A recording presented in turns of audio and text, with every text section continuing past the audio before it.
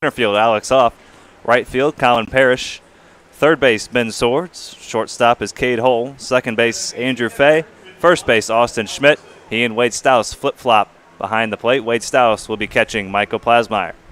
So 2 up, 2 down for Plasmeyer, a ground out and a line out. And now another Mizzou Tiger, Seth Halverson. Current Mizzou Tiger facing a former Mizzou Tiger. Back-to-back in this lineup, Halverson and Luke Mahan. Both of the University of Missouri. And a swing and a miss. 1 ball, 1 strike.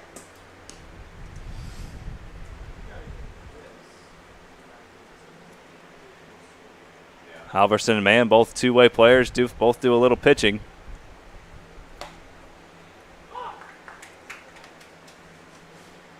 Hitting back-to-back in this Cavemen order, hitting 3-4 here this afternoon. Halverson 6 for 26 at the plate this summer with 3 home runs and 9 driven in. 4 of his 6 hits have gone for extra bases, 1 triple to go along with those 3 homers. Serving as a designated hitter here this afternoon. We saw him on the mound yesterday against these Falcons as he goes down looking, a 1-2-3 inning for Plasmeyer to get things started. We head to the bottom of the first. Falcons coming to bat. You're watching Carshill Collegiate League TV.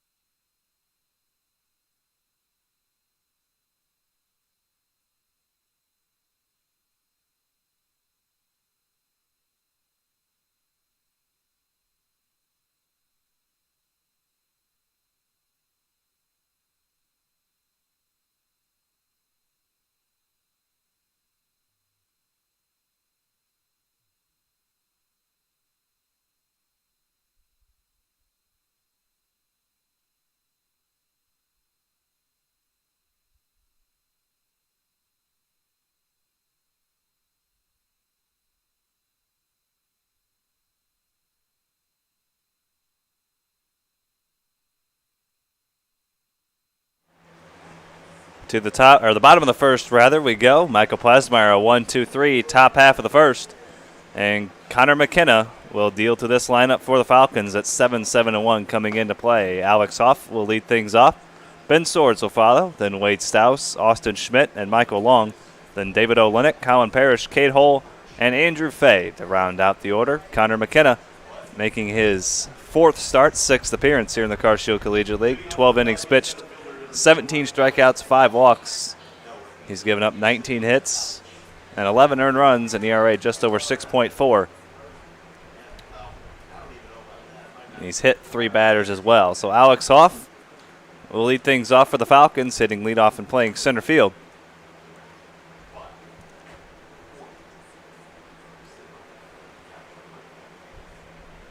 And the second pitch from McKenna is a swing and a miss. 1 ball, 1 strike.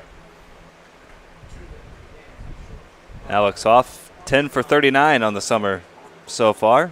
A couple of home runs. Hit a home run yesterday off the bench against the Cavemen. A 2-run homer that extended the Falcons' lead to 7-1.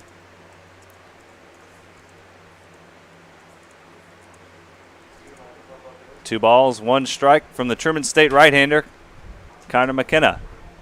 Truman State against Maryville, GLVC against GLVC right here. Great Lakes Valley Conference, Division II. Alex Hoff, an outfielder for Maryville. Connor McKenna, right-handed hurler and a prominent member of the Bulldogs pitching staff up in Kirksville. As that's laced into left field, and that's going to get past the left fielder and go all the way to the wall. Sperling dove for it, but came up empty. Hoff is going to try for third. Does he have a leadoff triple? You bet he does. Hoff hustling all the way, dives head first into third base and a leadoff triple. Good job to take that extra bag right there. He's rounding second, and a lot of times you want to kind of judge the throw, see what's going, but he was a full head of steam rounding second, and the whole time it looked like he was thinking about third, getting the leadoff triple. Hoff, now his last 2 at-bats, it was a home run off the bench and now a triple, and that one got past Sperling and left, and it seemed like he could have taken a route to maybe cut that ball off, but he went for the early jump right towards the ball. It got past him, and it cost him an extra bag. Maybe 2. Maybe if he cuts that ball off, might hold him to a single. But Hoff, great speed, hustling all the way. The play's in front of him, so he can see it developing all the way. And he took the extra bag, and a leadoff triple can really provide a spark for an offense here in the early innings. Yeah, and a good throw gets Hoff, but he saw that the throw was going to the cut, and that gave a great chance as the cutoff man. It wasn't lined up because it was a quickly developing play, obviously with a speedy Hoff too, to get the ball right to third base. And now the Iron Man bends swords at a 1-ball, 2-strike count. And he goes down looking. Connor McKenna, his first strikeout, and a big one for out number 1. So that brings in the dangerous Wade Stouse. The middle of this Falcons order as potent as they come in this league. With Swords, Stouse, Schmidt, and Michael Long, 2, 3, 4, 5. One of the more dangerous middle of the orders you'll find. And a swing and a miss from Wade Stouse. Stouse 3 home runs, 12 driven in, 11 runs scored. Getting on base 49% of the time and slugging over 600. Couple of doubles to go along with those 3 homers as well. And he swings and misses again for strike 2. Connor McKenna trying to work around the leadoff triple by Alex Hoff, his first of the summer. Falcons looking to strike first after a 1-2-3 top of the first by Michael Plasmeyer. A quick inning, and now the Falcons looking to strike here in the bottom half. Stouse battling here in an 0-2 count after the 2-hitter Swords. He's trying to pick him up. He knew that he had a job to do, but he got rung up. And, I mean, with Daniels, the second baseman, in right field, any ground ball will score a run. That's the job to do here for Stouse. He swings and misses. It's a drop third strike as Claus couldn't handle it, but he heads on to first. And back-to-back strikeouts for McKenna. We take you around the horn for the Cavemen. Danny Sperling in left. Zach Floyd in center. Caden Deal in right. Luke Mann at third. Andy Bunton at shortstop. Mitch Daniels at second. Mark Schallenberger at first. And Brendan Claus behind the plate, catching Connor McKenna. And back-to-back strikeouts for McKenna. Trying to work around the leadoff triple by Alex Hoff. He'll have to deal with Austin Schmidt with 2 away. And the league's RBI leader looks at a ball high, 1-0. 5 home runs, 16 driven in for Schmidt through 14 games. Hitting a .318 clip, getting on base 41% of the time as he fouls it out of play. Slugging at 750. Tops on this ball club.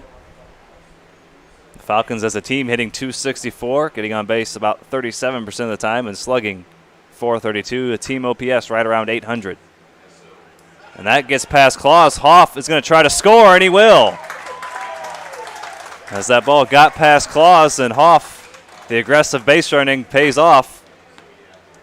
And a 1-0 Falcons lead here in the bottom of the first. As he scores on the pass ball to make it 1-0. That's all base running, taking the extra bag on the knock to get a triple, and then the ball that doesn't even get all the way to the backstop, but he saw that the catcher was moving slowly. Now Schmidt rips that one down into the corner. He's going to have extra bases as it bangs off the wall. A throw into second is not in time. A stand-up double for Schmidt. That's 5 doubles now to go along with his 5 homers. 10 extra base hits out of 15 hits now for Schmidt on the summer. Continues to tear the cover off the baseball. And how many runs batted in, Shane? Leads the league in that category as well. And he almost had another one. He would have had it if Hoff would have pumped the brakes. Now a guy who's creeping up that RBI leaderboard with 4 ribbies yesterday. A couple of 2 RBI doubles, Michael Long. He's driven in 14. A big 4 RBI day yesterday, and yeah, you mentioned it. He's climbing up there. He's been swinging the bat so well. Ever since he had that first home run, the ball's been flying out of the ballpark for him. We've seen him go dead center a couple times. I mean, he can hit the breaking ball well, and he gets some when he's at the plate. Here in an 0-2 count with 2 outs, expect the same. And when he makes contact, it's loud contact. These Falcons averaging over 5 runs a game. Coming into play, they've already got 1 here in the first. Looking for more with 2 away. 1 ball, 2 strikes to Long. 3 homers, 14 driven in. 364 average, getting on base over 43% of the time, slugging almost 700. You'll take it. Yeah, absolutely will. Hitting in the 5 spot. Designated hitter this afternoon as he fouls that one back.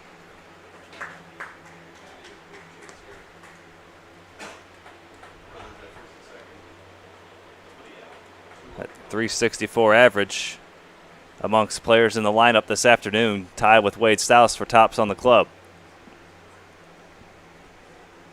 Stouse struck out his first time up, so Long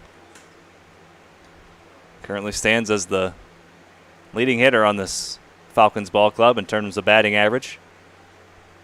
2-2 count here to the Central Missouri Mule, an MICDS graduate. 2-2, fouled away.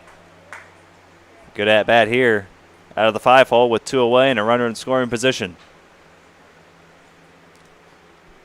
2-out double by Austin Schmidt after Alex Hoff scored on the pass ball.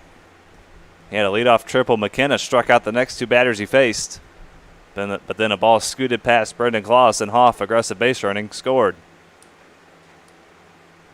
A long look, and McKenna will step off and retry things here in a 2-ball, 2-strike count. Michael Long has worked it to the 7th pitch of this at-bat. David Olenek on deck if Long can reach base. And a swing and a miss. McKenna strikes out the side, does surrender the run. And we head to the top of the second. Falcons lead at 1-0. Cavemen coming to bat against Michael Plasmeyer.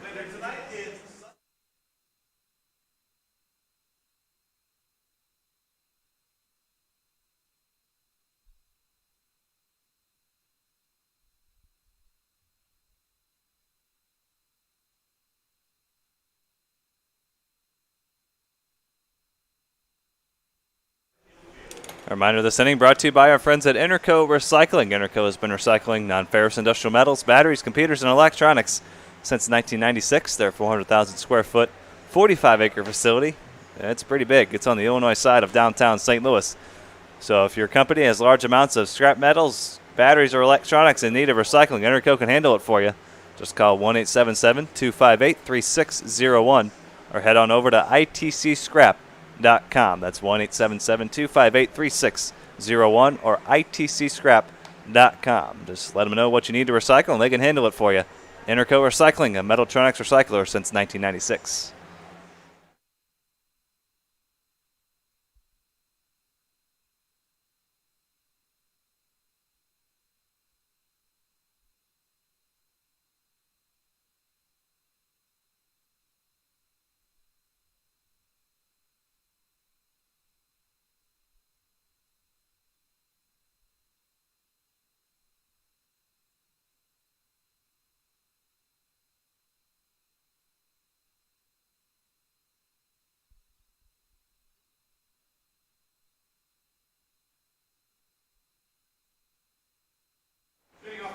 To the second we go. It was a 1-2-3 top of the first for Michael Plasmeyer.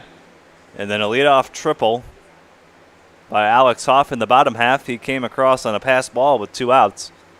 And now Michael Plasmeyer will work to Luke Mann to lead things off. Mann, Schauenberger, and Daniels. 4 lefties in the Cavemen lineup facing Michael Plasmeyer, the left-hander out of the University of Missouri, and currently assigned to Double-A with the Tampa Bay Rays. well on his way to the big leagues within the next couple of years, we would imagine.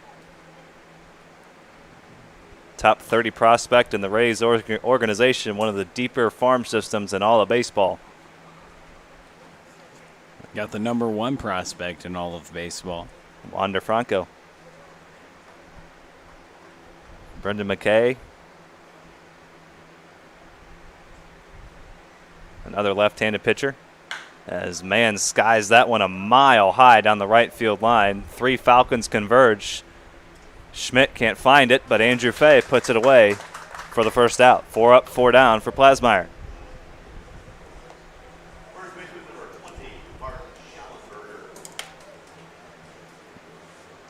And this is a guy that's this Plasmeyer that he's had the control the whole time. Usually, sometimes you'll see pitchers in high school as they go through college start to command the strike zone a little better, but Plasmeyer's had that command ever since he stepped foot on a high school baseball field at the Smet.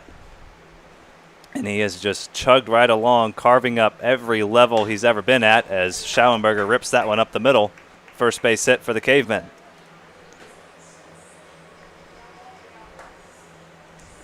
And Plasmeyer's continued to impress in the minor leagues as well, a sub-2 ERA in 3 seasons.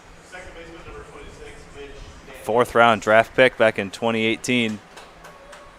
156 innings in the minor leagues, 153 strikeouts, so almost 9 per 9. Sub-2 ERA and just 27 walks. And he had an ERA just over 3 as a senior at Mizzou.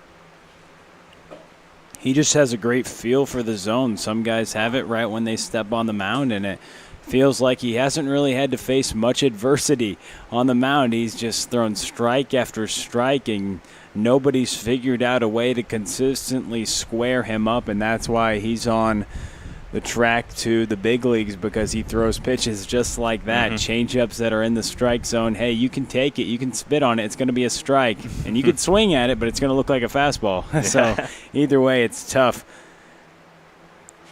0-2 count quickly here to Mitch Daniels after the 1-out base hit by Schauenberger. The 0-2 fouled away. And you saw he went with the fastball. Daniels was early on the changeup, and then he comes back with the fastball, and Daniels, although he fouled it off, was a mile behind it. It's so a good lefty changeup is one of the most beautiful things you can see on the mound. When a left-hander can consistently get that arm side action or even a straight change, it's so effective. Went with the changeup again, and that's chopped to third. Tough play for Ben Swords, and it scoots past him into left field. Air there or hit? You're going with the hit? So an infield single for Mitch Daniels on the chopper over to third. Tough play for Swords to handle. Man, tough scoring there by our scorekeeper. I'm sure Ben Swords will take it. So an infield single, and now runners on first and second. 2 base hits in the inning for the Cavemen. That was always going to be a tough play for Swords, even if he does field it. Daniels runs pretty well down the first base line. Indeed. So 1 away now for Zach Floyd, the center fielder out of St. Charles Community College. Batting 7th for Will Bradley here this afternoon.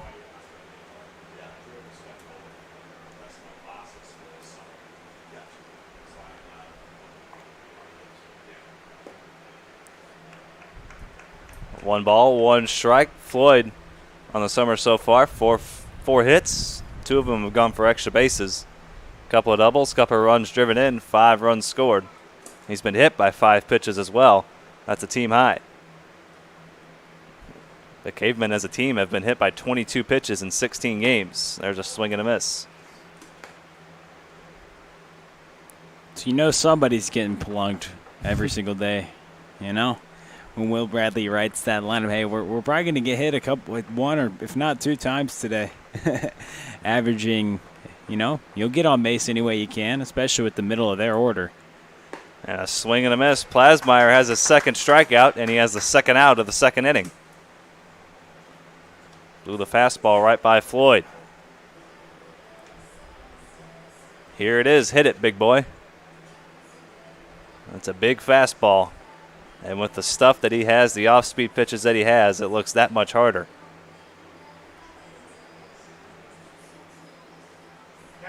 So now 2 away for the catcher, Brendan Claus.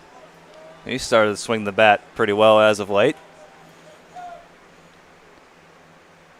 And Shane, you mentioned the hit by pitches. Chase Gibson, a player on this Caveman team last year, not in the lineup today. He led his team in hit by pitches in 2019. His college team, William Woods, with 13 hit by pitches himself.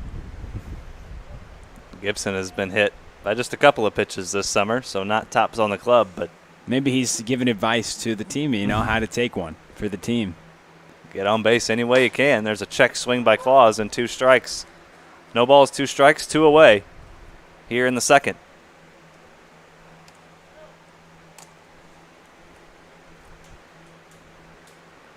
Plasmeyer looking for a couple of strikeouts, straying a couple of runners on base.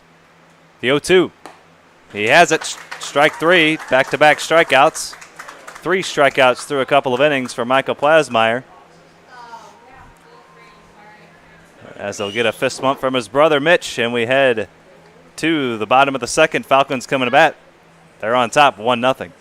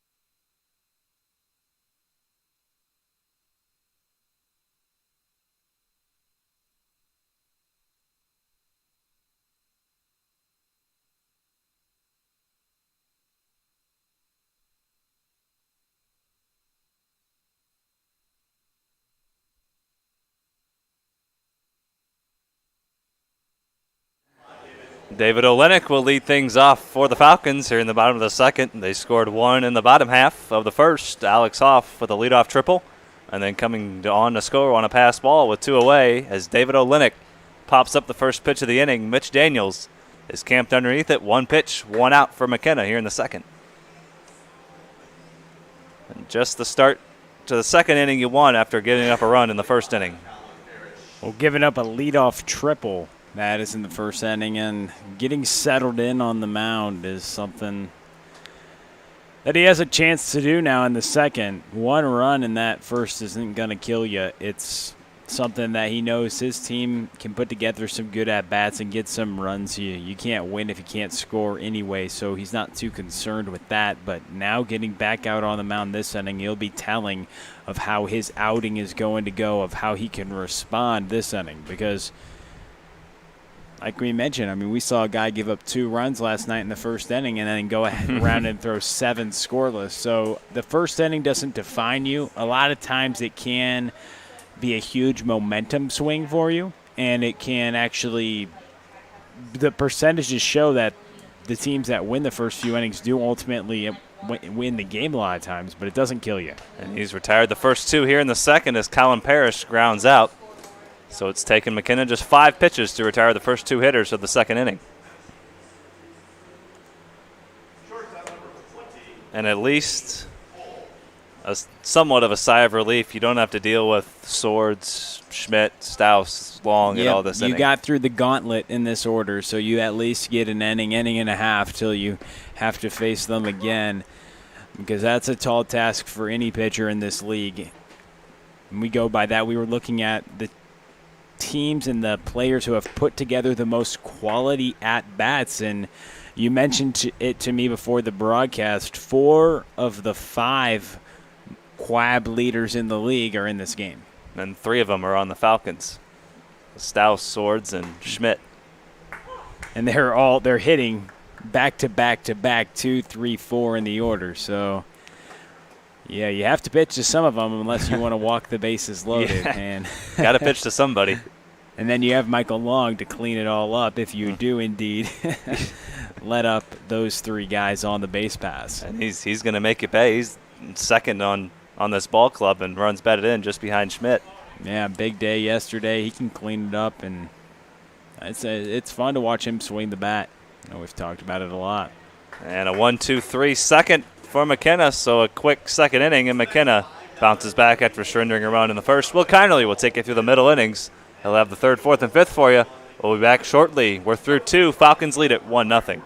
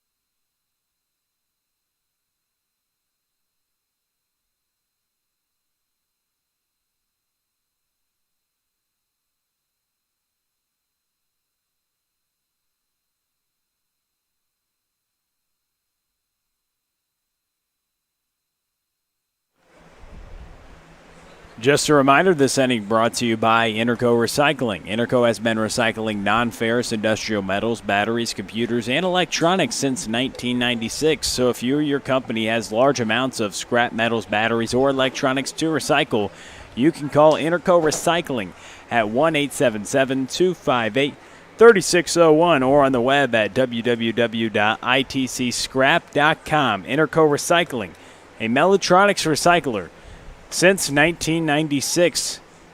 Michael Plasmeyer on the mound, his 3rd inning of work now, the starting left-handed pitcher and Major League Baseball prospect, somebody we could potentially see in the show in the next couple years. If you go to MLB.com, you see his estimated time of arrival is in 2021, and you wonder just when the 162-game season in the event that happened, if that would have been accelerated in a time like this when you have much more pitchers being used. Many different perspectives looked at it there, but he's a guy who's been throwing, he's been ready, and he's making his 3rd start in the Car Shield Collegiate League. Through 2 innings of work, he's thrown 29 pitches and has had 3 strikeouts and just surrendered 2 hits, no walks. For the left-hander who's facing the 9th place hitter, Caden Deal, who saws that one off to the left side, 0-2. And Shane, it's fun to see him fill up the strike zone. Both of us former pitchers, we love watching good pitching. And a lot of times we've seen that sometimes that good hitting can be good pitching, like we've seen on the Falcons side of things. A good piece of hitting on 0-2 right there. Plasmeyer tried to get inside on Deal's hands, but he has a jam shot to center field, the 3rd single today for the Cavemen. And you just got to find a way to put the ball in play. You know he's going to throw a lot of strikes, so these hitters, you know they're going to be aggressive. So you got to be aggressive in the zone. When you get a good pitch to hit, you got to let it rip. In your Plasmeyer, you've let up a couple singles to center field and an infield single. That was a borderline call. You could have called it an error or a hit. It was ultimately called a hit, but he hasn't been squared up as Bunton fouls this ball. Bunton, the leadoff hitter today, getting awarded to the top of the lineup after he's put together some great at-bats the last couple games at the bottom of the order.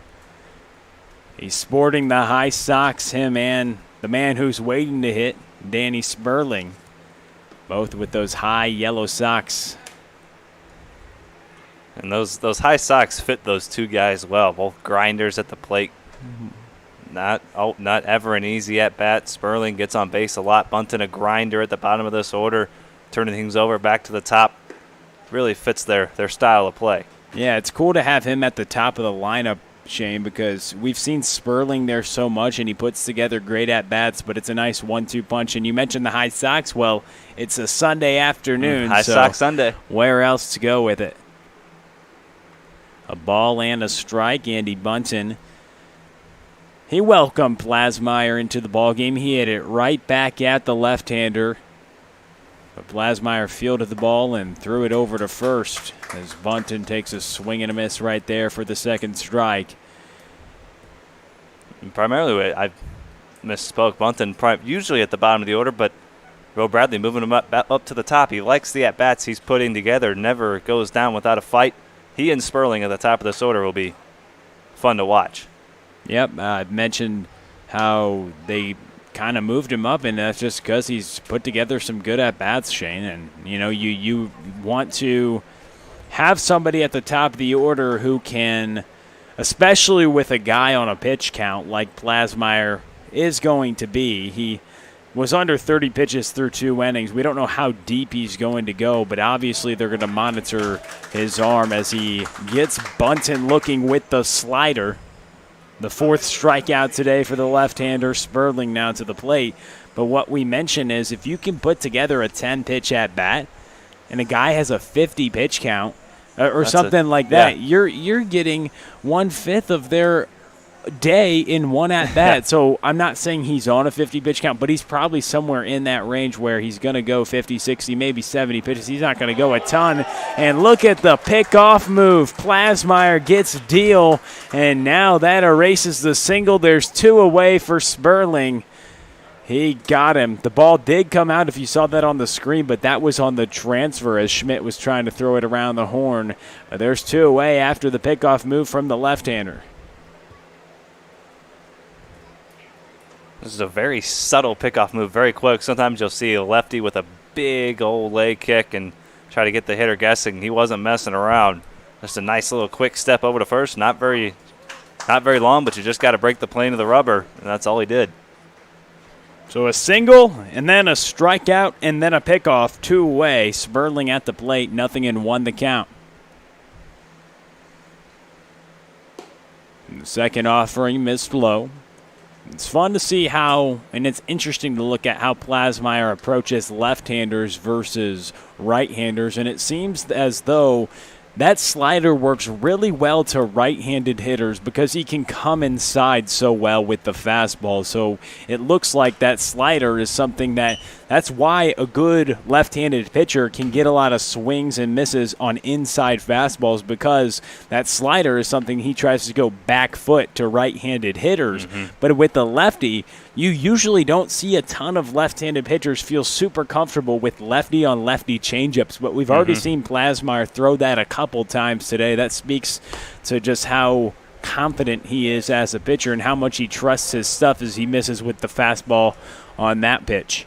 And even you see with righty-righty a lot of right-handed pitchers are hesitant throwing changeups to right-handed hitters, and that's because it works back into their zone. It works back into their swing.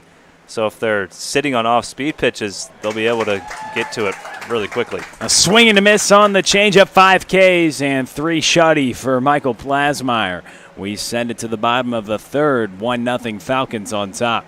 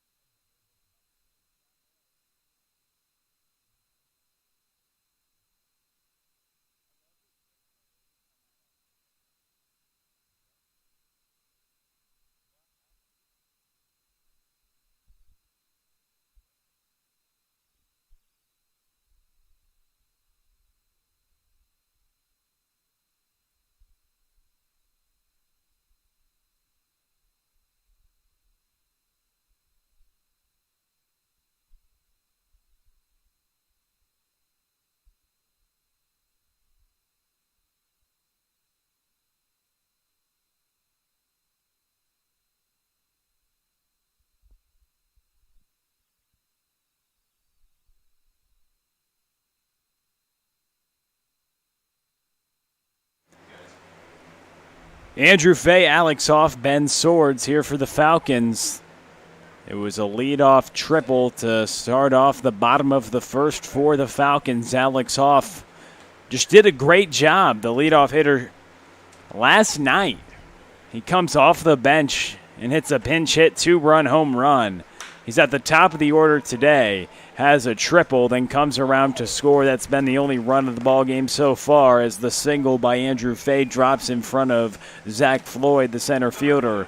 It just dropped kind of in no man's land. Wasn't a well-struck ball by any stretch of the imagination, but a good piece of hitting as he struck it behind the infield and in front of the outfielders, that sweet spot of that little blooper. And that's a single for Fay. And the man who we were just talking about, Alex Hoff, who had that triple to lead off the bottom of the first, is now back to the plate with 1 on and no away.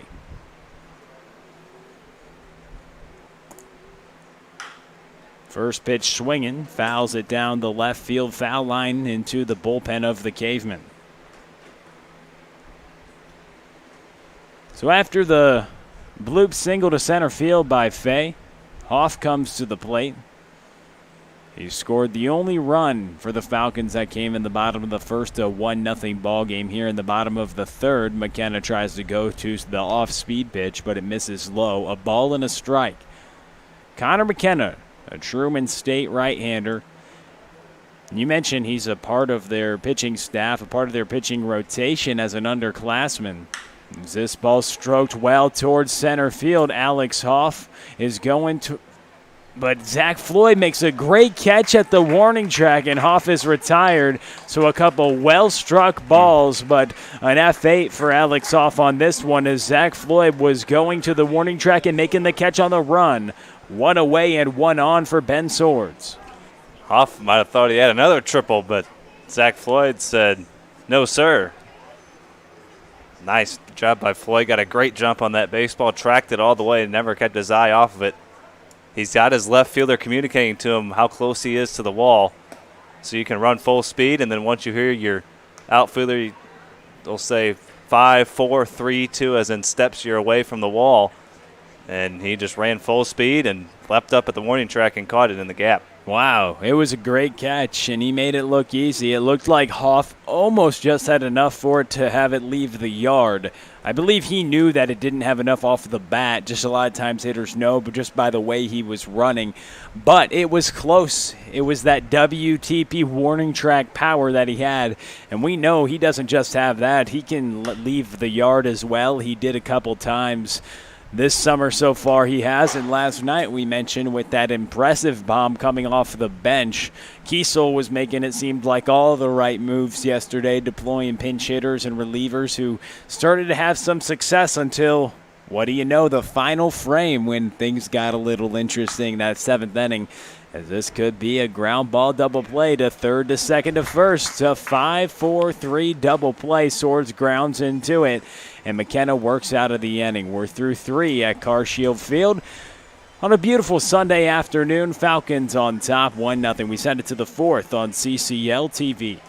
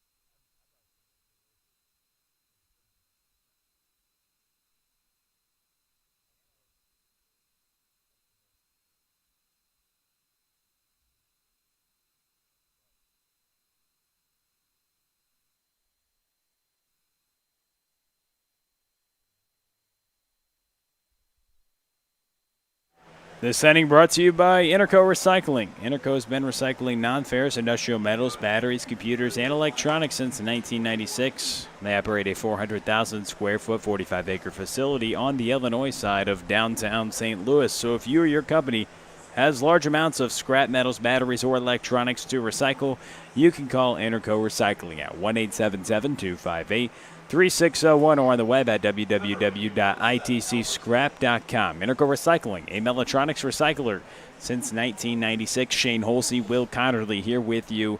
It's a beautiful Sunday afternoon, Shane, here at Garshield Field. A 1-0 ball game.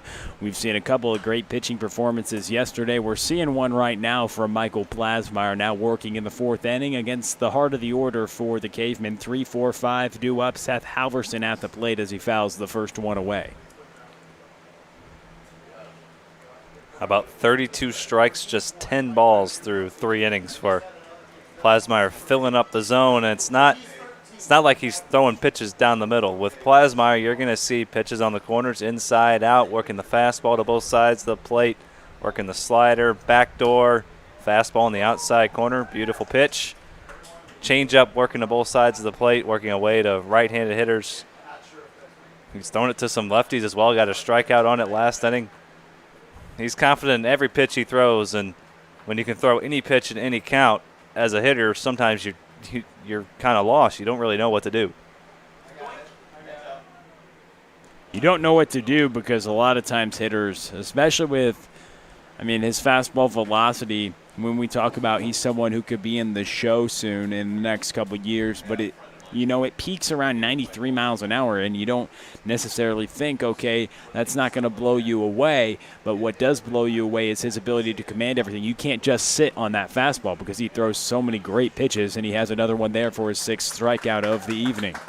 That one was at 90 miles an hour with the fastball on the black. So when you can locate on both sides of the plate, yeah, it might not blow you away with 100 miles an hour, but he is so good at going to both sides of the plate. And as a left-hander, you traditionally don't have to throw as hard. It's all the velocity, I believe, it's always going to be better the faster it's going to be, but his command is so good and he's so controlled with every single pitch he throws. He throws another one there for a strike against Mann, gets ahead with the off-speed. 6 Ks today for Plasmeyer so far. He's doing it with every pitch as he faces Luke Mann here in the 4th inning.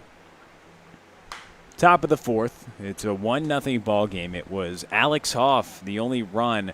In the bottom of the 1st, the leadoff hitter had a triple, then came around on a pass ball that got behind the catcher, and he scored. It's a 1-0 lead. And now an 0-2 count to Luke Mann. Plasmeyer already having 6 strikeouts today. And when you're constantly getting ahead like Plasmeyer is, it's almost like every hitter that goes up there is already in like a 1-2 count. So they have to swing early in the count because they know they're going to fall behind 0-1, 1-0-1, 0-2, 1-2 if they don't. So you got to be aggressive early in the count, and that leads to a lot of early outs in the at-bat because you know you're going to get a lot of strikes, so you got to swing or else you're going to fall behind in the count. And when you're throwing good strikes like Plasmeyer is, that results in a lot of outs. It's all a domino effect. Plasmeyer set. The 0-2 offering to Mann. The breaking ball just a little bit outside. A ball and 2 strikes to Mann, the left-handed slugger. We've talked about his lofty statistics all summer long. Man, he's been good. He's cooled off a little bit, but that's understandable. He was hitting well above 500 earlier this week. A swing and a miss. And now 7 strikeouts for the left-hander. He's on a roll.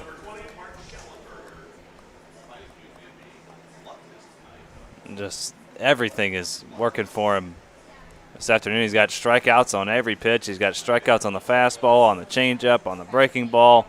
And when you can throw any pitch you want in any count you want, boy, that gives you some kind of confidence. As a pitcher, you feel 10 feet tall and bulletproof. He is locked in. This is the best by far that we've seen him all summer long.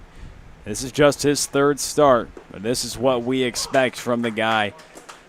Looking like he could potentially be in the show with a great organization with the Rays. He struck out 6 of the last 7 hitters he's faced, now facing Schaumburger, who singled last time at the plate. 7 Ks today, no walks, just what you expect from Mr. Plasmeyer. Has a great feel for the strike zone. The fastball around 90 miles an hour and features a changeup and the slider as well.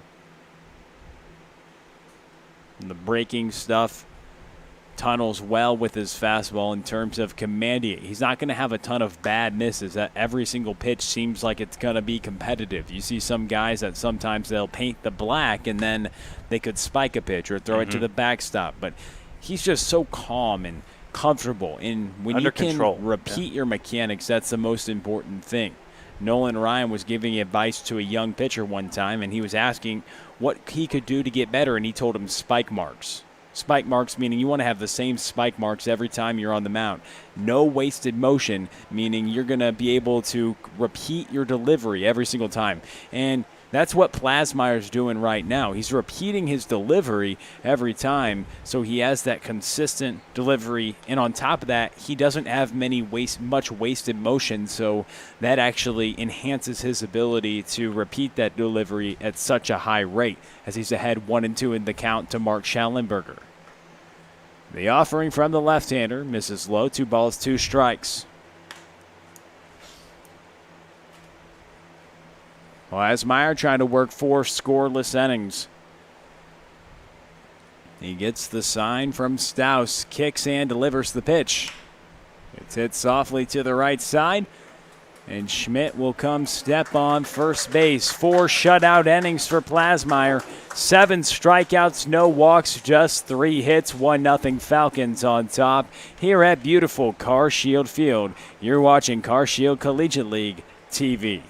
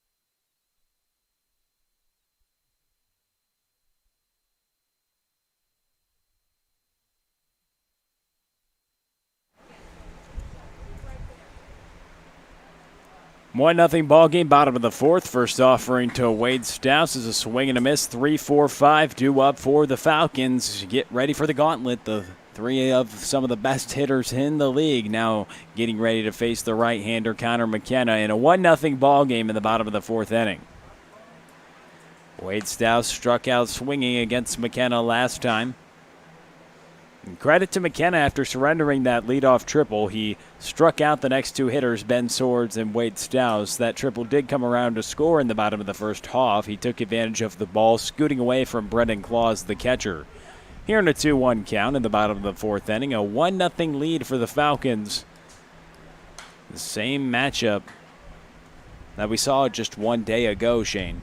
Interesting thing in the schedules. You know, a lot of times we see the Cardinals right now, say, facing off against the Pirates for a 3-game set, but that's not like what it is in this league with 6 teams. They mix and match all day long, but sometimes you get back-to-back days where you face off against the same team. Softly hit to man over at first, and Schallenberger has to get out of the way. They call him safe. Schallenberger goes back to touch the bag, and I thought they were going to call that potentially on the transfer as, hey, he was getting rid of the ball. I thought he surely had the out. Will Bradley thought so as well. What did you see, Shane? I thought Schallenberger kept his foot on the bag. That's what he's claiming, that he kept his foot on the bag, but then he came off and tried to tag Stouse, I thought simply he had because him, he was though. in the way. But I don't think he needed dropped to the ball. tag him, though. But the drop was on when he was pulling it out of the glove, wasn't it? I think it was when Stouse hit him that knocked the ball out of his glove, but I thought initially Schallenberger was on the bag. But if Stouse hit him when the ball knocked out of the glove, that should still be an out because he gets hit with the ball, and he has the ball, right? Not if you don't hold control. It's like maintaining control like through the ground in football. You have to maintain control because if you're trying to tag somebody and drop the ball, that's – Are you telling me Des Bryant didn't catch that ball? All right, nonetheless, it looks like it's going to be Mr. Stouse on first base. But the umpires are conversing. I thought initially Schallenberger kept his foot on the bag anyway, and he kind of just tagged Stouse because he was already there just in case the umpire thought he did come off the bag. I see things a lot. That was weird. So I don't know if I'm seeing things, but I thought it was on when he was coming out. When he was trying to release the ball. I'm pretty sure the ball came out on the tag, but I thought initially Schallenberger kept his foot on the bag anyway. That's what he was claiming. And, so. I don't know. Either way, Stouse is on first base, no matter how you draw it up. And what's the ruling on that, Jeff?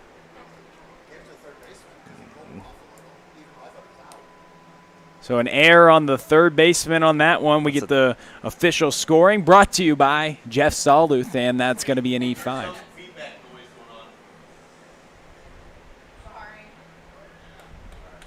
So some of the players look up here in the press box, pretty frustrated as some feedback noise was coming off, but it seems like they have it figured out. Bottom of the fourth here. Runner on after the interesting play at first base, the outer safe potential call. Also, it could have been Schallenberger trying to sell that. That's what happened as well to the umpire and also to us here. But nonetheless, the E5, Wade Stouse gets on base. Austin Schmidt, who smoked the double last time at the plate, now with 5 doubles and 5 home runs on the summer. Oh, man, hasn't he been a silver slugger so far? And if you're McKenna, if you can get this man here and then roll a double play, or if you can roll a double play off Schmidt, it's almost like that error never even happened. That's a tough error on man, but you have to give it to somebody. And the ruling was that it pulled him off the bag. So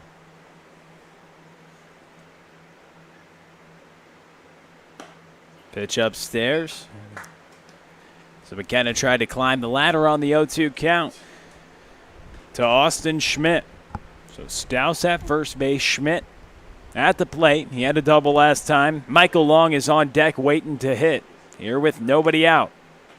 The breaking ball misses outside. So from 0-2 to now 2-2. And a 1-0 ball game in the bottom of the fourth. Falcons at the plate looking for more as the leadoff runner got on base.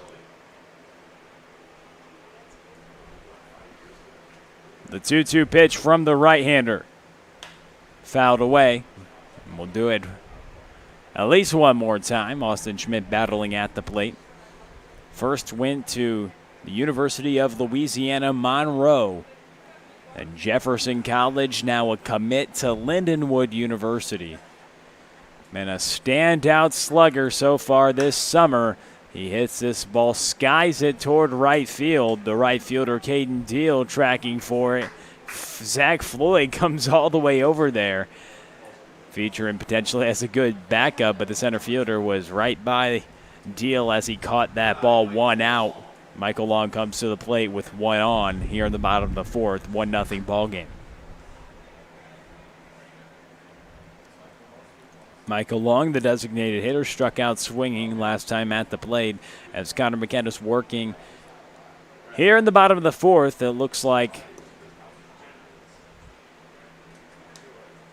McKenna is going to get some length as the starter is working here in the bottom of the fourth.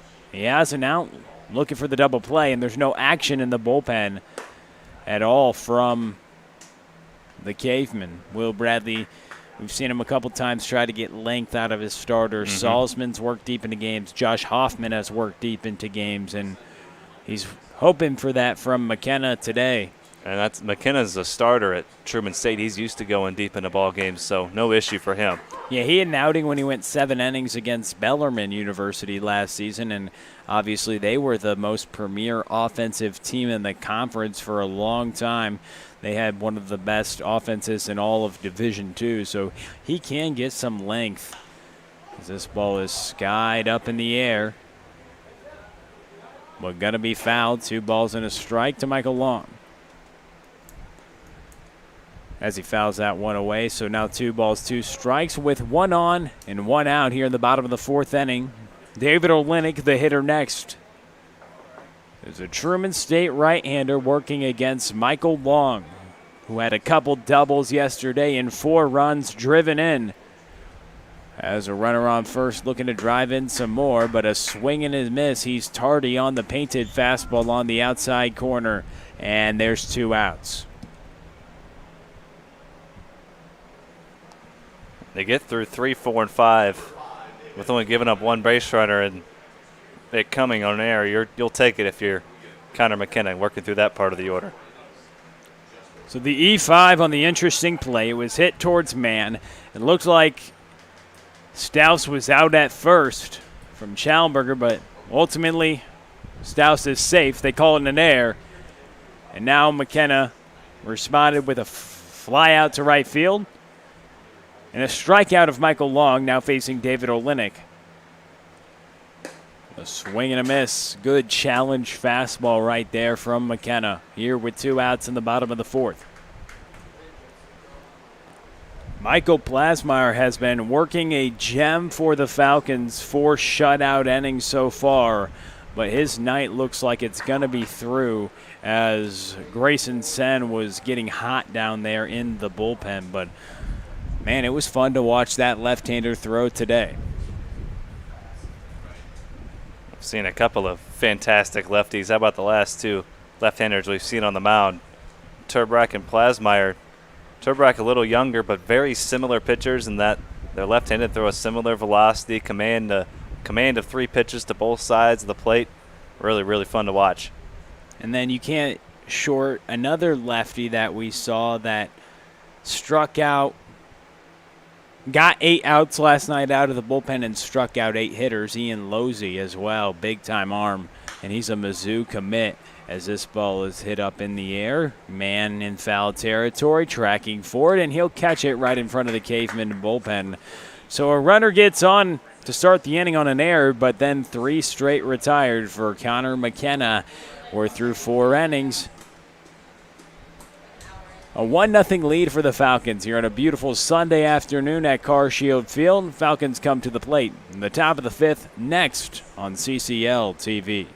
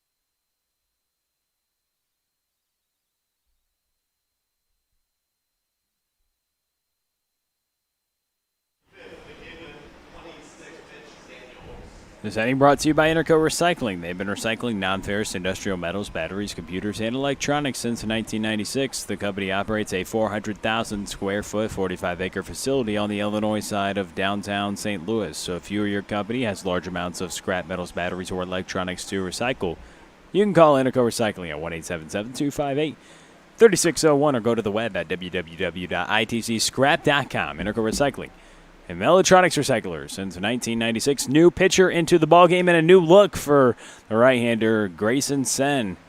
We've seen the flow a couple times, Shane, but it seems like he's chopped it all off. He's just not all of it, most of it. There's none flowing out of the back of the hat. That's still the same guy out there. Doesn't look like it, but that's the same guy. And we'll see if he's the same pitcher. Effectiveness has been pretty good so far this summer. He's recorded some personal bests on the mound, the fastball in the upper 80s, low 90s, as he's working here against Mitch Daniels. This ball softly hit toward the second baseman. Fay throws it over to Stouse and one away here in the top of the fifth. So after Michael Plasmeyer goes 4 shutout innings, he really was on a roll to end that ball game. Struck out. He got on a roll and struck out 6 of 7. During that stretch, he threw 58 pitches in 4 innings, just 3 hits, 7 strikeouts, and no walks as Grayson Sen now comes in relief, and they make a catching change as well. Austin Schmidt goes behind the dish and Wade Stouse to first, so the two just flip-flop, and it makes a lot of sense in this heat. It's been a scorcher here these past couple days, especially on the turf. You can add a couple of degrees to whatever you see on your iPhone, the weather app, or whatever you have. It's going to be a little bit hotter there, so the 90s sometimes can feel like triple digits out there. Usually at about 10, 15 degrees, if not more, on that turf, especially when the sun's shining on it all day. It's a hot one out there. Even early this afternoon when we got here, going down on the field to get the lineups, it was already a scorcher down there, about 90 degrees when we got here. And Sen spikes that pitch on the 0-2 offering. Looking for the strikeout. He's struck out 6 hitters in 6 innings so far. Good for 1 an inning usually out of the bullpen. A ball, 2 strikes as Zach Floyd's at the plate. He struck out swinging last time. Here in the top of the 5th inning, the Cavemen looking for some offense. They've been quiet today, but understandably so. Michael Plasmeyer just scattered a couple hits, 7 strikeouts, no walks, and 4 shutout innings. And now Sen has retired the first 2 hitters he's faced after the swing and a miss on the fastball by Zach Floyd. 2 up, 2 down for the right-hander, now facing Brendan Claus. And if you're the Caveman, you're probably thankful that Plasmeyer's out of this game. He was on an absolute roll, just rolling right through this lineup. But no easy task against Mr. Sen, though. Yeah, as good as Grayson Sen is, the Caveman lineup's got to be thinking, please, anybody but Michael Plasmeyer on the mound. They thinking, please, just have anyone out there but Michael Plasmeyer, because as good as Grayson Sen is, they were having fits trying to square him up. I mean, a professional pitcher, that's just when you get the hopes, okay, thank you that he's out of the ball game, so they can try to muster up something against this powerful right-hander, Grayson Sen. And now it's Sen's job to just hang on to this lead. It's only a 1-run lead. Even as well as Plasmeyer pitched, it's still only a 1-run game. It's the same thing as if it was 9-8. It's 1-0. Sen's got to hang on to this lead. And he does a good job getting a couple strikeouts, and he goes 1-2-3. Effective inning for Grayson Sen as he retires the side in order. Bottom of the 5th we go, 1-0. Falcons on top for beautiful CarShield Field on a Sunday afternoon.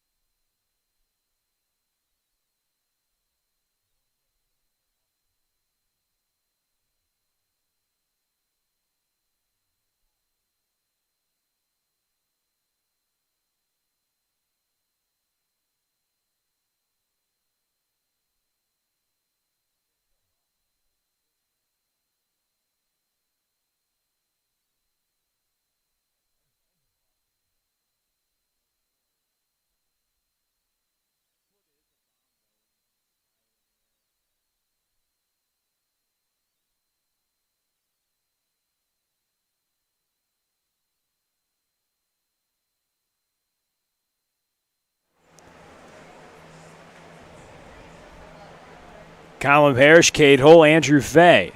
Working here against the right-hander. Welcome back to beautiful CarShield Field. It's a great day. The sun is out on a sunny Sunday afternoon on the 26th day of July. It's a 1-0 ball game.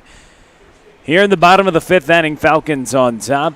Working against Connor McKenna. McKenna has thrown the ball well today, Shane, after surrendering a leadoff triple and Alex Hoff coming around to score. He's settled in, hasn't he?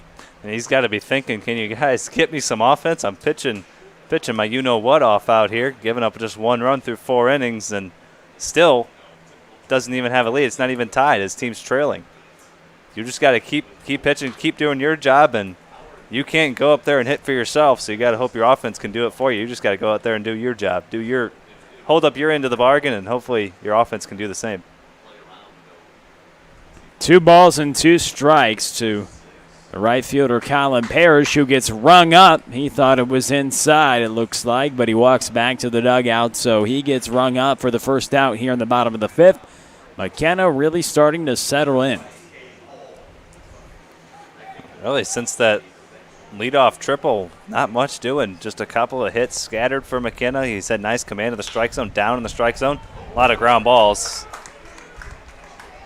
And that's a hit right there for Hull. He's going to take extra bases, and he has himself a 1-out double in the bottom of the fifth. But can McKenna work around this? He's worked into the 5th inning. One of the more impressive starts we've seen from him this summer. As Andrew Fay comes to the plate, he had a bloop single to center field last time up in the 3rd. So Cade Hull with a double down the left field line. It got past the 3rd baseman, Luke Mann. He tried to backhand the baseball, but it was scorched down the left field line, and the Purdue commit glides into second base with a 1-out double. The first pitch misses to Andrew Fay. So runner in scoring position. The Falcons looking to extend on their lead.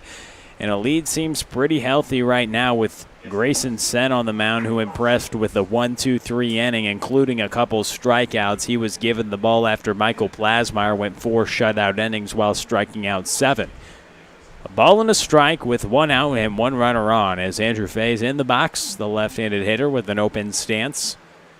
So McKenna offers the pitch. It's taken for a strike once again.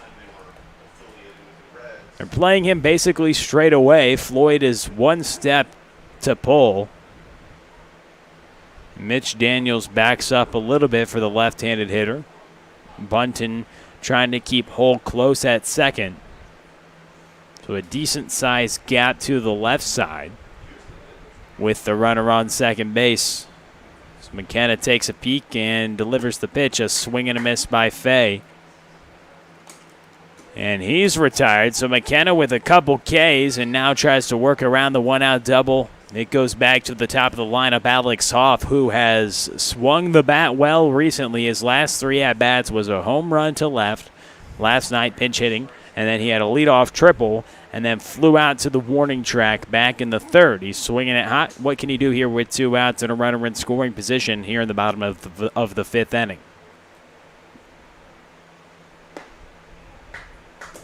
They say Hoff went around on the first offering. Alex Hoff, the leadoff hitter today for Josh Kiesel's squad. Kiesel, the co-founder of P3, where a lot of his pitchers on his staff train. He's at the top of this order. The center fielder plays baseball at Maryville University. Has a ton of speed at the top of the lineup. As the offering from McKenna. There for strike 2. Now Hoff behind in a 0-2 count with 2 outs. McKenna trying to work through 5 innings of work. There's still no action, nobody throwing in the Cavemen bullpen. McKenna really has settled in. Can he continue his success? He looks back at Hull and delivers. The pitch misses low. Hoff is trying to put together an at-bat and see if he can extend this Falcons lead. It's just a 1-run cushion. If you were with us yesterday, you saw 5 runs plated almost in the final frame, so things get a little interesting towards the 7th inning in the CarShield Collegiate League. No lead is safe. A 1-run ball game, guaranteed not to be safe in any ball game, but in the CCL, it's been crazy in the final frame as that ball is hit foul. Man still makes a throw over, but it was right on the line. Those borderline throws, you don't want to guess if it's fair or foul. Assume it's fair. Because the umpire could always surprise you by making the wrong call. That one clearly foul as he throws it over. And still a 2-ball, 2-strike count with 2 outs and a runner on second base. In a 1-0 ball game for the Falcons, the man at the plate responsible for the only run. He tripled and came around to score in the bottom of the first inning. Hoff's going to take his time getting back into the box. He hustled out that ground ball. Let him catch his breath a little bit.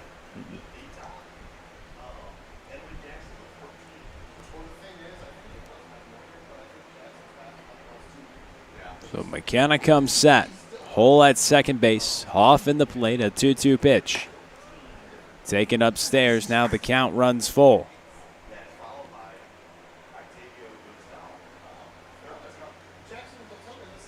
So now it's 2-2. Our scoreboard was wrong. It's 2-2 now, as the umpire confirms that with both dugouts. And the offering, a swing and a miss. McKenna strikes out the side, works around the double. He's through 5, a 1-0 ball game. We've had a pitcher's treat so far, and we send things to Shane Holsey next on Car Shield Collegiate League TV.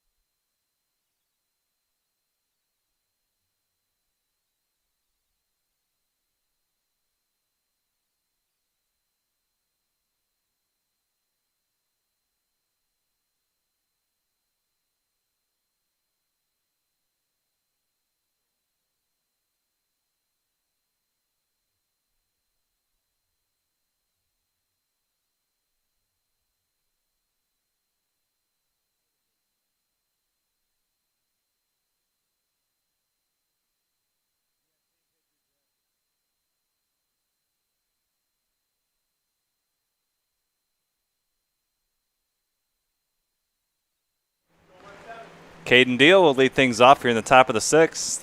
It's been a pitcher's duel so far. Just 1 run in the bottom of the 1st. A leadoff triple by Alex Hoff, and he came across the score on a pass ball. And that has been it. Michael Plasmeyer, 4 scoreless, Sen a scoreless inning.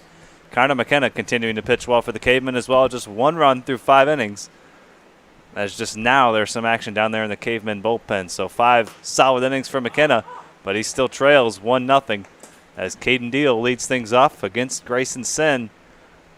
A different looking Grayson Sen that were different than we're used to seeing, but that's still the same guy out there, minus the flow coming out of the back of the hat. As that's hit over to first, Wade Stouse steps on the bag for the first out.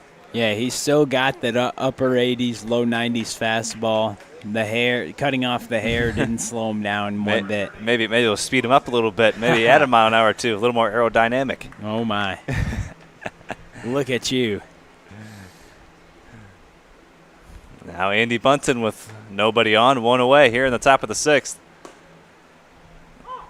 Very well pitched, well played ball game. Picking up where they left off last night in the ball game, a 2-2 draw as that game went into extra innings. And that's chopped over to third. And Swords on the first, couple of ground ball outs for Grayson Sen here in the 6th. You can't complain, though. We love a pitcher's duel because it's fun to see. At least for me, I'm more of a pitcher's duel type guy. When I watch a baseball game, I love good pitching. So I'm biased. My prior experience. I think we're both a little biased. Yeah. So Well, it just seems like the games can be cleaner. You got to obviously work for the runs, and Major League Baseball and baseball just all around has really been trying to implement rules to make the game more offensive friendly and get more offense into the ball game. And some things have risen questions by people, like starting a runner on second base in extra innings. That's not something new to professional baseball. They've been doing that in the minor leagues for a few years, but things like that get a little interesting when you look at the construction of how to incorporate more offense into a game. And they're trying to speed up the pace of play, trying to get more offense in the game of baseball, but it's one or the other. You either have more offense, more runs, and longer games, or you have more pitching, fewer runs, and quicker games. Indeed, you can't have it both ways. And I think that you make a really good point, because that's not a thing that's brought up a lot. You know, you want to say, yeah, I want more offense, but I don't want to be at the ballpark as long. Well, the way they got quicker games in the past is by making them pitcher duels, you know, and making it more, allowing the pitchers. And I think moving forward, pitchers are just getting better and better, but then we see hitters get better and better. And that's why you've seen, if you look at baseball history, the different eras. Isn't it interesting? You look at the dead ball era and the live ball era. And so there've been, and the players get involved too, is there's been many ways to see where the pendulum swings, if it favors the offense more or the pitching more. And now we've gotten to of the age of it's favoring power more, home runs and hard throwers. And so it's very interesting, isn't it, how you look at the construction and the history of baseball, and you can't have both. So you make a really good point. You can try to find somewhat of a balance, but at some point something's got to give. You either have one or you have the other eventually. And it should be all decided on the field ultimately. You don't want to have people who aren't athletes or people who don't. People making those decisions should be the players. Then they should decide how they want the game played. They've grown up playing the game one way, and then you get to the highest level in the world, and they may change certain rules. And I'm not opposed to change. I think change is great. Yeah, they've done actually some great things in terms of change. As Swords fires that one low to second base, Fay can't handle it, goes into right field. Speaking of change, here's a change. A couple runners on base. And Sperling will go to third on the throwing error by Swords. Swords tried to go the easy way, the short way out to second, but kind of alligator armed it, spiked it into the ground. And now the tying run moves up to third base with a dangerous hitter, Luke Mann. He's due. 0 for 2 today. And this is his shot with 2 outs. Can he come through clutch? We saw with 2 outs with Mizzou, he had a handful of knocks. He's a pretty clutch hitter. Can he come through once again in the later innings? There goes Halverson for second. Schmidt's going to throw. It's not in time. And meanwhile, Sperling's going to come across to tie the game. Risky proposition there by Schmidt, throwing down to second base with a tying run on third. He took the risk, and it didn't pay off.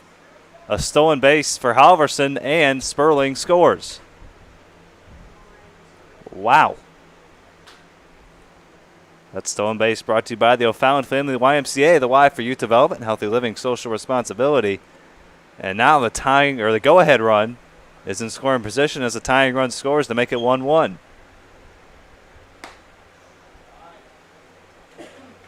And for the time being, Connor McKenna off the hook for the loss.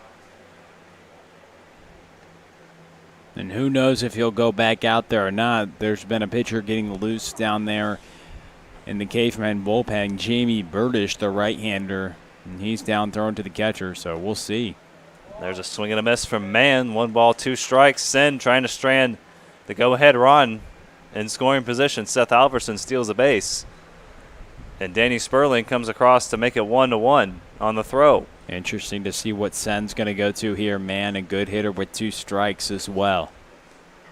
Mann trying to come through with 2 outs and give his team the lead. Sen trying to keep the ball game tied.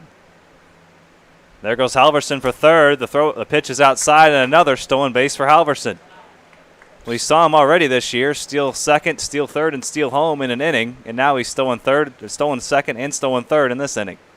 He's quick, has a great jump, and I mean, you could say it's risky, but he for sure had the bag stolen. You don't want to make the third out at third base, especially when you're the go-ahead run, but now he puts more pressure on everybody. 2-2 to man is fouled away. For Halverson, now it's 8 stolen bases on the summer. He hasn't been caught. By far the most on this Cavemen ball club. They've now stolen 22 bases in 17 games. This is the 17th game.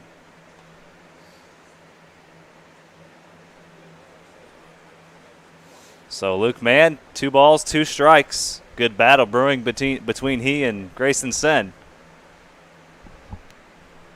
Second baseman Andrew Fay playing way over in the hole on the right side.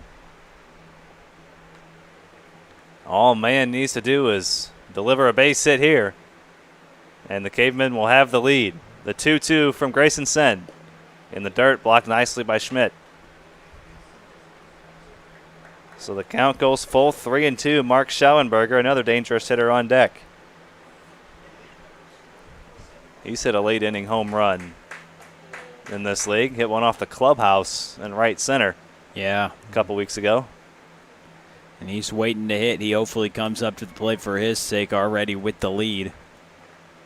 3 balls, 2 strikes. And ball 4, Mann works a walk. Now he's got the task of trying to drive in the go-ahead run here in the late innings. Oh, man, it comes down to it. You got the 5th hitter in the lineup against one of the top bullpen arms. He's got some great stuff, and Mitch Blasmeyer wants to talk to him about how he's going to approach this with 2 outs and 2 runners on the corners right now, but most importantly, 90 feet away, Shane, that go-ahead run. Schauenberger trying to drive him in. It's only 90 feet away, but he's got to come through. That walk to Mann, when you think about it, really not the worst thing in the world. You'd rather walk him with 2 outs than give up a 2-run homer, even a base hit. He wants to take his chances with Schauenberger over Mann. I don't know if that's exactly how he approached it, but you got to give credit to Mann. He didn't try to do too much there. It was a 2-strike count, and he worked the walk. He worked back to it. Sen tried to get picky because he knows even with 2 strikes, Luke Mann can do a lot of damage, and so he laid off. He ended up surrendering the free pass, but that's not going to hurt you. You want to do anything you can to maintain this lead. So here we go. Here we go. Mark Schauenberger, runners on the corners, 2 outs, and the first pitch from Sen missed somewhere, maybe inside. A little bit inside, I'd say. But, man, we've seen that called a strike a lot of times this summer in a high-leverage situation now. That could be huge. Of Grayson Sen's oh, now Halverson's going to take off for the plate, and he is out. He tried to steal home on the throwback to Sen, and a little over-aggressive that time for Halverson. He's cut down at the plate as Schmidt and Halverson exchange words. What a way to end the top of the 6th. We head to the bottom of the 6th, all tied at 1. Wow.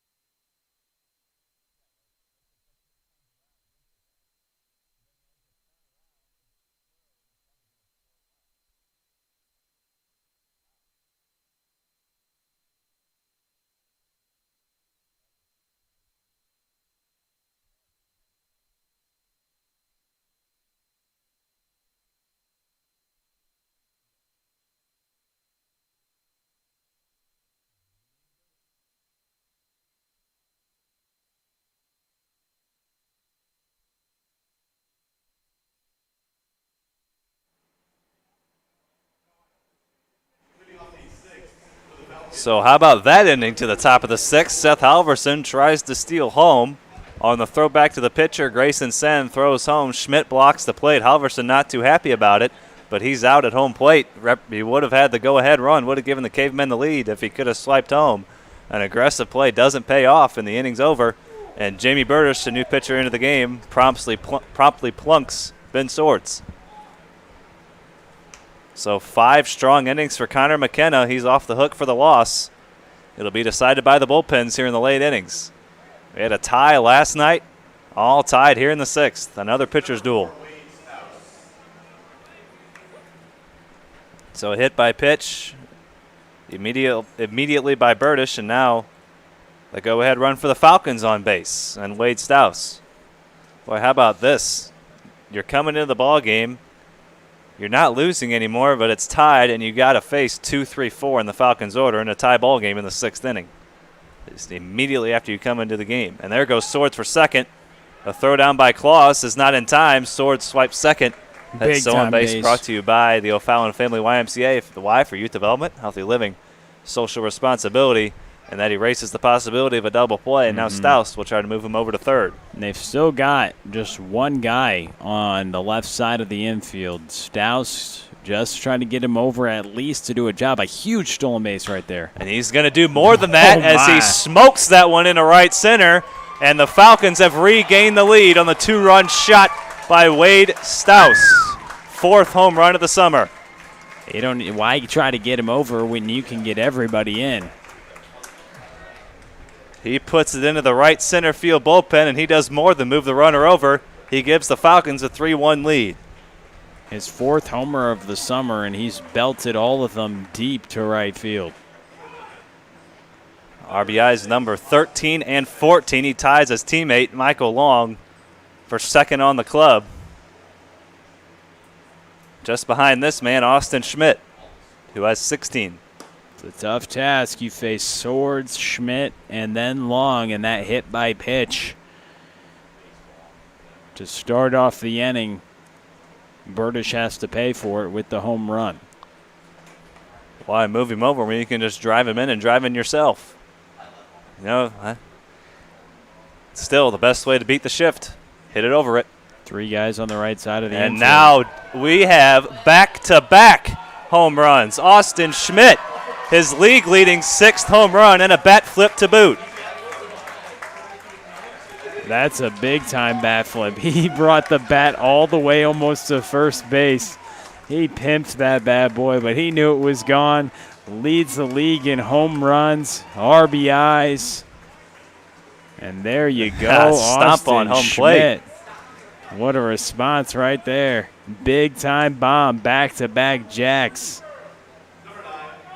So Stouse and Schmidt go back-to-back. Schmidt now 6 homers on the summer.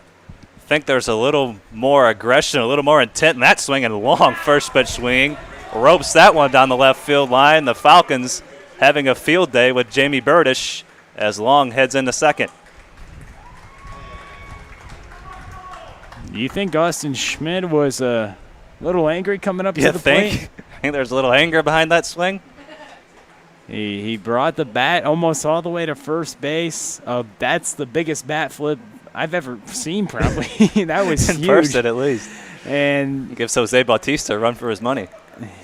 And then he flips it way up in the air, and then he stomps on home plate. I love it. He's playing with some salt, some passion. Who was the guy for the Cardinals back in the 80s who had one of the greatest bat flips we've ever seen? I can't think of his name. Well, my long-term memory wasn't developed then yet. Tom Lawless. So I wasn't born. Tom Lawless. The name is what? Tom Jeff? Lawless. Tom. Big-time bat flip there. Very similar to that one. Oh, that was. And now 3 home runs in the inning. David Olenek, a bat flip for himself and a 2-run homer. 3 home runs in 4 batters. It's home run derby here in the 6th for the Falcons. My word. 6-1. Goodness gracious. You mentioned it. How tough is it going to be to face 2, 3, 4, 5, 6 in this order? And those guys combined for 3 home runs. You could say the bats woke up a little bit after this pitching duel, Shane. You think? I think so. The bats woke up, I think, after that big-time bat flip. 3 home runs in the last 4 hitters. Staus a 2-run homer. Schmidt follows that up with one of his own, and now Colin Parrish skies that one into shallow center. And that is going to be caught by the shortstop, Andy Bunton, in straightaway center field. And Floyd's got to be saying, hey, there, big fella, that's my ball.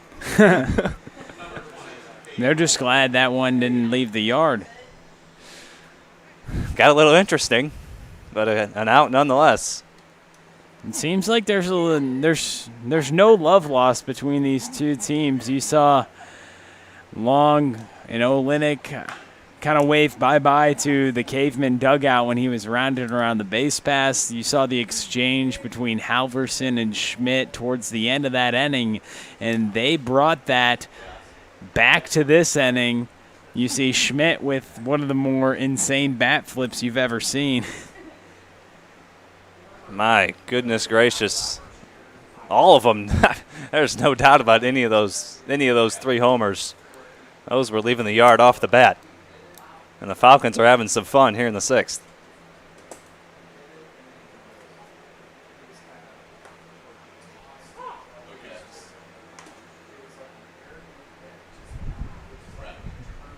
Austin Schmidt, he University of Louisiana Monroe. Hole goes down on strikes, so now 2 straight retired, 2 away here in the 6th. He was a former standout from St. Louis, a gamer, and made that commitment. And then Jefferson College was tearing it up. He's tearing it up in the Garcia Collegiate League. I mean, he's head and shoulders, it seems like, above everybody else. Just him and a few others are in his company, Shane. And he responds there with a clutch home run. Staus with the home run. Schmidt with the home run. Olenek with the home run. And you mentioned they were just teeing off right there this inning. Bombs away for the Falcons. You feel for Jamie Burdish out there on the mound. The Falcons all of a sudden wake up the bats in a big way, and Andrew Fay skies that one into right field. And Caden Deal will come in to make the catch. So 3 home runs in the inning and 4 batters. And the Falcons explode for 5 in the 6th. They lead at 6-1 as we head to the 7th. Falcons will try to close it out right after this. We head to the top of the 7th on CarShield Collegiate League TV.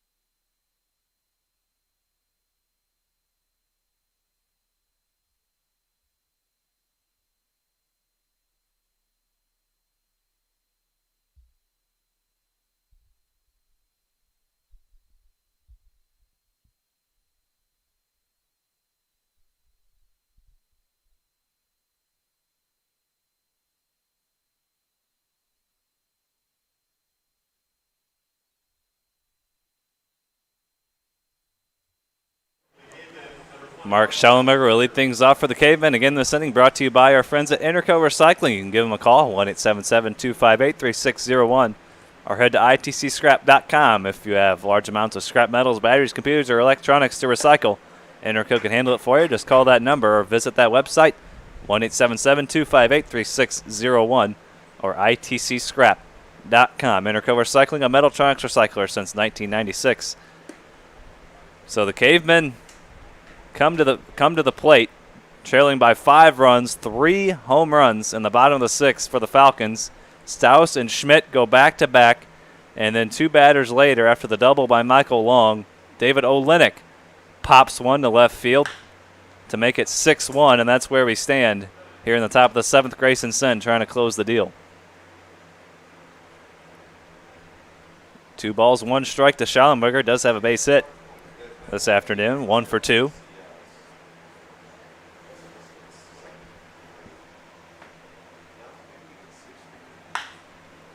And that's down the first base line and foul.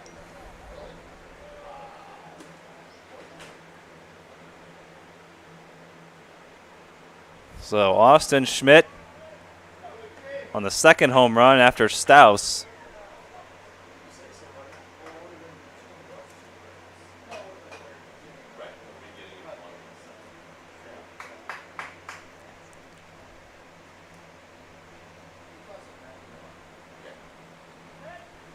Two balls, 2 strikes to Mark Schallenberger working against Grayson Sen.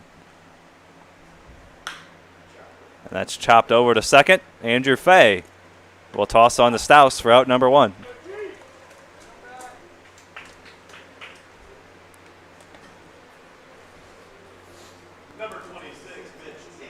So now Mitch Daniels will step into the box, 1 away here in the 7th. And the Falcons offense comes alive in a huge way to put them ahead 6-1, and Grayson Sen with 2 outs remaining. Falcons looking to move over 500 and win their 4th straight game. They sat at 4-7-1 at one point. This one moving to 8-7-1, and right back in the thick of it at the top of the standings.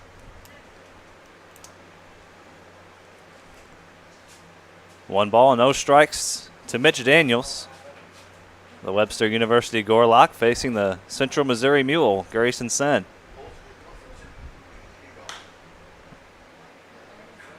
Grayson Sen and teammate Michael Long, both formerly of MICDS, both currently at Central Missouri, so they've traveled together. Michael Long has been swinging the bat well. Grayson Sen having a nice day on the mound. In relief of Michael Plasmeyer, has already tossed 2 1/3 innings of 1-run ball.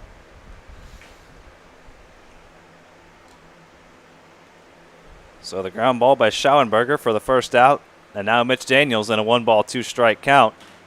Cavemen trying to rally and muster up something after the Falcons roughed up Burdish for 5 in the 6th. And that's grounded out to short. Cade Hull on a couple of hops over to first. A couple of ground outs, a 4-3 and a 6-3. And the Falcons 1 out away from their 4th straight victory.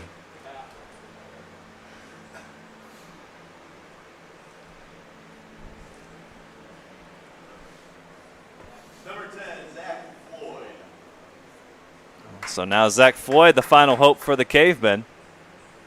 Grayson Sen trying to close things out with 3 solid innings out of the pen. The first pitch to Floyd is off his helmet. So a 2-out base runner, and now Brendan Claus. That breaking ball just got away from Sen.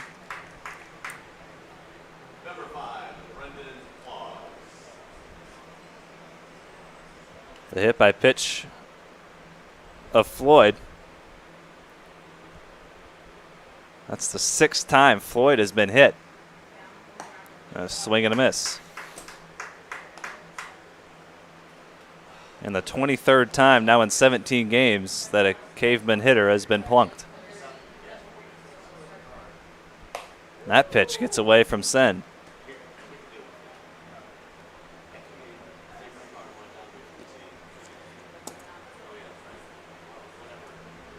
That's the 3rd batter Sen has hit. Here, this is 9th inning of work. He's worked 8 2/3 with the 2 2/3 today. Trying to make it 3 if he can get this final out and give the Falcons their 4th straight victory. 2 balls, 1 strike to Brendan Claus, who's struck out a couple times.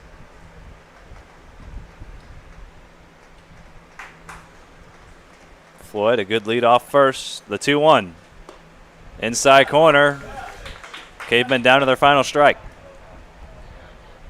Claus trying to avoid the hat trick. He's already struck out swinging a couple of times to end the second and to end the fifth. The 2-2 from Grayson Sen. Swing and a miss. Grayson Sen closes out a 6-1 Falcons victory.